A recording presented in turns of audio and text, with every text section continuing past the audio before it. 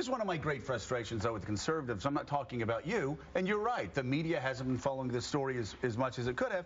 But if you were the nominee, guess what? The American people would have gotten the message. Ronald Reagan, he had an even more liberal. I mean, liberals had a complete monopoly in 1980.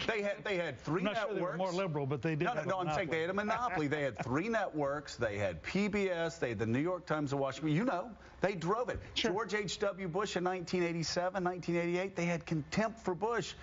And they somehow got the message out. This is the great frustration that Mitt Romney can't make the basic arguments about a failed economic policy over the past 3.5 years, a failed foreign policy in this area. It's maddening. I know you probably can't say it on TV in the same way that I did, but every conservative I talk to, they're just so frustrated. Well, and I think they're frustrated in part. This is the difference between Clinton and, frankly, every Republican nominee since Reagan.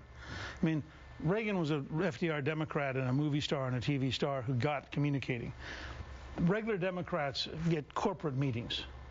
I mean, regular Republicans. And there's almost this Republican consultant culture that says, your job is to go raise money and I'll buy clever ads. Right. And as a result, you don't get I mean, no president has been more vulnerable to an aggressive opponent than Barack Obama, for the reason you're saying. Right. There's somebody who could just calmly and methodically you said something make fascinating. the case. You talked about a consultant culture. That's something that Craig Shirley and other, I call them true conservatives, true Reagan conservatives, Gingrich conservatives, people that came, grew the majority in the 1980s and 90s.